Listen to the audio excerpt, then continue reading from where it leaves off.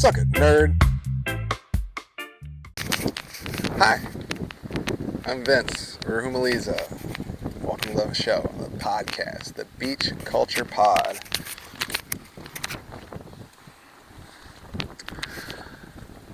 This is not a green screen. This is real life. This is absolutely amazing. I'm going to try to have podcasts outdoors with people that have. I'm going to have conversations with people just have this passion for outdoors and the beach and the culture that brings. I'm quite passionate about enjoying these amazing beaches that we've been given and that a lot of us don't take advantage of. So I'm going to sit down with a lot of really cool people. I'm out here with my dog Nesta. We're just going to talk a little bit and tell you a little bit about Beach Volleyball Culture Club and about what I'm all about. I am the owner of Beach Volleyball Culture Club. This is a non-membership club designed to bring people out of the parks back into the park, back into the beach, back into the sand. One of my biggest issues is, why are we practicing beach volleyball in these parks when we have the beach so close and like right in our backyard? It doesn't make any sense to me. One of the reasons why I started this club is because my love for what made me addicted to beach volleyball in the first place was the beach, the culture of it, the community, the girls in bikinis, the lifestyle, all of it. Really made me fall in love with the culture that is the beach culture. So I decided to make a development building volleyball program called Beach Volleyball Culture Club. So let's talk about what I want to do with this podcast. I want to sit down with some of the coolest people that all have the love for the outdoors and for the beach culture and trying to sustain it and trying to bring community together. So this is episode 1. Thanks for tuning in. I'll tell you a little bit about me, a little bit about my origin story. I am originally born in Michigan, southwest Michigan, small town, right along Lake Michigan. My closest beach for me was Silver Beach, which is St. Joseph, Michigan. But I was probably closest to Warren Dunes, if a lot of people know where that is. And I was actually not a volleyball player at all. I didn't really like volleyball. I thought it was, quote myself, I thought it was gay or for girls. My best friend and his dad and his brother got me into playing beach volleyball. They had a beach volleyball court in their backyard, and I would go over to their house all the time to play basketball, which was my first sport. And I was really good. And we kept beating, me and my best friend kept beating his dad and his brother to a point where his dad finally said, if you're going to keep coming on over here, you're going to have to learn how to play beach volleyball. To my horrible dismay, I wasn't really digging that. But their court was very interesting because it was in a soy field. If you guys don't know how soybeans grow, they're all like small bushes. But in those bushes, those have like these small prickers that will stick it so deep into your foot if you step on one. So if you were to shank a ball or to mishandle a ball, their punishment was you would have to go get the ball in the soybean field. And so that made you have to be really good, really fast. So that's how I got pretty decent with ball control and whatnot, quite fast, because I was forced to with a soybean field. So I started playing, and then I think my first tournament was at the age of 14 or 15. I got hooked right away. Not only the competition, and it's just you and your teammate, so everything is accountable for you. You know who's playing good, you know who's playing bad, you know whose fault it is. Not only that, but the community, the culture, the shit talking, the being able to be like so close to the pros, and they're all accessible. They're human beings. It felt like, compared to these like NFL or NBA, these pros that don't almost seem like human. These volleyball players were just like right there. I fell in love with it, and of course the girls and all the bikinis on the beach. As a young man, this was mind-blowing. Going from playing basketball on the blacktop with all these big black dudes and sweaty and no girls around, to waking up, going to the beach on a Saturday with your cooler and your best friend and hanging out on the beach right there near the water. There was nothing like it. And I quickly not only got good at volleyball, but I quickly found this crazy love for the sport. At the age of 19, I got really good. Unfortunately, Derek decided not to play anymore, but I started playing with my really good friend, still a dear friend of mine to this day, Jeff Jones. And you'll find to this day that I still mimic a lot of the things that he does on the beach volleyball court. It was so much fun, and he's a little bit older than me, so he taught me a lot of things that I need to know, not only about the game itself, the physical part of it, but the mental aspect of it, the shit talking, the not getting frazzled, the playing from down. When you're not leading, when you're down 4 points or something, how can you stay into it mentally and be able to compete with these top teams? So I went to Western Michigan for 2 years, played indoor. I set indoor for 2 years. I didn't really like it, but it was just getting more touches. The camaraderie was amazing. Got to hang out with your homies at all these crazy universities like Ohio State, Michigan State. We went to some place in Wisconsin that was a lot of fun. Kentucky, boy was Kentucky a fucking shit show. Shout out to Kentucky boys. I'll just sidestep with that. I remember playing a tournament in Kentucky, playing an indoor tournament, and I always liked seeing these campuses and seeing how these locals did. And we went and played beer pong with the Kentucky guys on Saturday night, but they were playing beer pong with moonshine. Ugh. So say nonetheless that the Sunday games were a mess. I remember walking into that gym with the Kentucky guys and it just smelling like booze, smelling like moonshine. It was absolutely insane. But that was the fun part about playing college ball. And I have plenty of stories that I'm sure you'll hear through these podcasts about some of the things that we did through my college years. But yeah, so I played indoor 2 years. Still played beach competitively when I could, when it was warm enough. But then eventually I got sick and tired of the long winters in Michigan. I packed a vehicle up and I moved to Florida on a whim, just by myself. I actually didn't move to the Gulf Coast when I first moved down to Florida. I moved down to Palm Bay, which is next to Melbourne, Palm Bay. It's almost directly from across the state from where I am now. I'm in the Tampa Bay area. I'm in St. Petersburg. But I moved down there just because the price of living was bearable, and I got a place to live. And eventually, actually, a good friend of mine, Adam, he came down and was my roommate, and we lived this bachelor life on the other coast. I would play volleyball on Cocoa Beach and my old Orlando boys, which I would play at UCF campus with like Eddie Cherry, Billy Chenoweth, Drew Malin, fucking Meeks. You get all these old school guys from Orlando, which I would love to get some of those guys on the pod for sure. Talk about some of the old time stuff. Lived there for a couple of years, and then I moved to Bradentucky, which is Bradenton, if a lot of you guys know, which is just south of where I am now. Eventually found some really good volleyball in Sarasota, which Sarasota used to be the mecca of beach volleyball, especially on the Gulf Coast. A lot of the Dig the Beaches, the East Ends, used to go to Siesta Key and just have these great events. But we had 10, 14 high-level, pro, open-level players there in Sarasota, Siesta Key. I was there for a long time. I was there for 5 or 6 years, I believe, 5 years. And then eventually I was introduced to St. Pete Beach. And I got to live with Joey Cash, which Joey's like, what at the time was still one of the top players in the country. And he introduced me to the whole different world of volleyball. There was a place called the Undertow, which had 3 courts, amazing volleyball.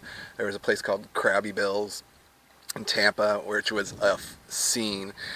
And it's weird for me to say. It was on the water. It was on the bay right by the airport. I think it just got torn down. It was Hogan's, and then it was water. That used to be a volleyball showcase. The stage, 3 courts. It was awesome. But the undertow was awesome too. And so then I found out St. Pete was the place to be, and I had been here pretty much ever since, other than a couple long trips on the road. And I'm sure I will,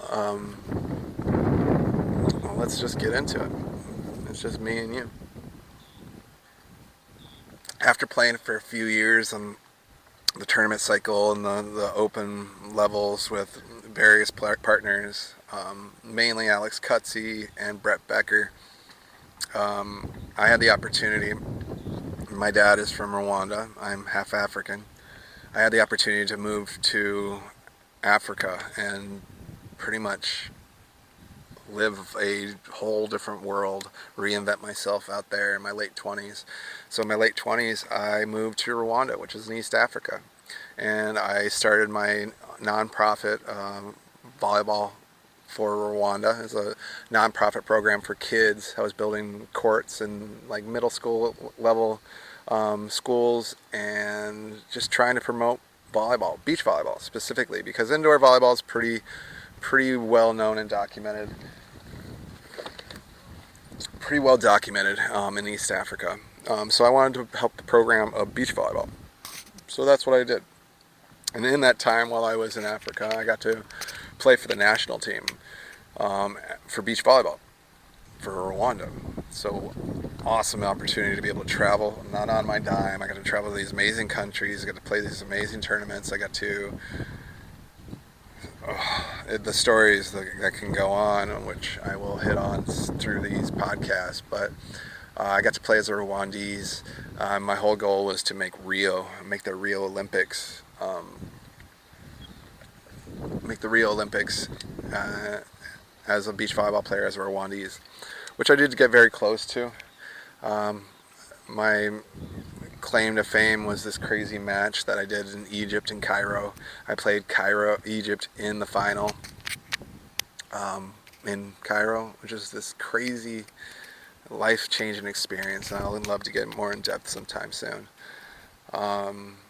So I played, and I was basically player, coach, ambassador for beach volleyball in Rwanda for 2 years, and then I decided to come back. I eventually ended up back here in St. Petersburg, and I was burnt out. There's something about this sport that just, if you're not careful, which is my advice to like a lot of young volleyball players, watch out for the burnout. It is very easy to get that especially the college, man. They ask for so much from you.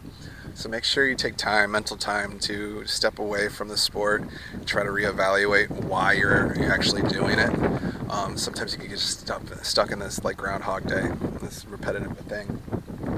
But so after I came back from Africa, I would say I played 2 tournaments. I won one with Brad Connors, an open event, and then I basically went on, I don't know, a hiatus from the sport. I stepped away from probably 9 months, if not more, not even touching a volleyball. And I didn't know what my future was going to be in volleyball. And then eventually, you just kind of you play pickup, you get that itch, you win a game, you play decent, and that passion and the culture and the shit talking and all the fun that you remember all comes rushing right back in, and that's what made me really, really, it brought me back. Now, I'm going to let this helicopter kind of fly by. No. Hey, no. So nowadays, I don't necessarily play that many competitive tournaments. I did play one a couple weeks ago. I got third with my boy Elvio, but it's not a very common thing for me. I do get that competitive itch every now and then, but nowadays I just play with my friends on the beach, and we play for money here and there and try to keep each other accountable and keep guys the level where it should be so we can get some good games in. But that's basically what we do. Why I stopped playing isn't the actual competition. I love the competition. I love playing against some of the best volleyball players in the world, and I love it drives me.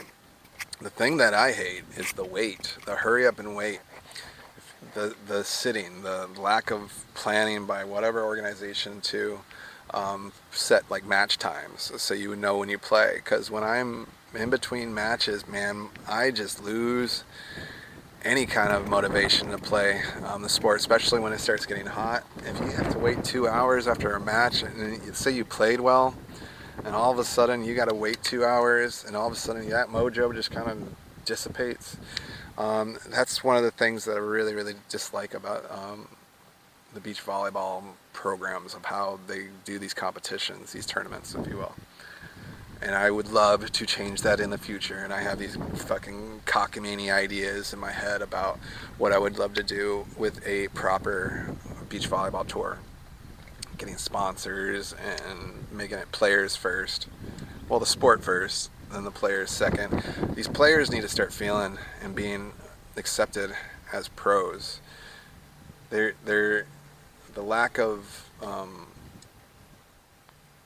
I don't know, personality and the background, and these volleyball players are straight up pros and they don't get the recognition for it. So my goal is to not only promote this beach volleyball culture, but to promote the players too, so we can actually see the beach volleyball grow and the players and the atmosphere and like the personalities grow.